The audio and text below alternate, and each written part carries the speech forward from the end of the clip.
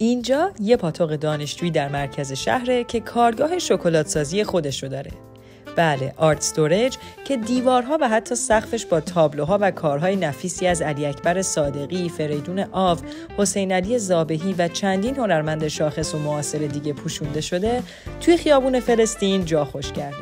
این فضا تقریباً تنها کافه رستوران در این سمت از شهره که شکلات دستساز رو به صورت تخصصی آماده میکنه. این ساختمون مقر آرت استوریجه. 2 برند مد و 2 برند غذا در این فضا مشغولن. یکی شکلات سازی وو و اون یکی کافه آرت استوریج که با قیمت‌های مناسبی که برای بشقاب‌های با کیفیت چاشت و نهار و ساندویچ‌های بیرونبر در نظر گرفته، جای پای خودش رو به عنوان یک پاتوق نونوار در چند قدمی دانشگاه تهران محکم کرده. البته جالبترش اینجاست که وقتی شب از راه میرسه، بشقاب‌های نفیس از توی گنجه بیرون میان و فاین داینینگ در آرت استوریج برقرار میشه. شما میتونین این فضا رو برای دوره همی‌های خاص رزرو کنید و تجربه صرف ست منو رو در این فضای مملو از آرت ورک داشته باشین.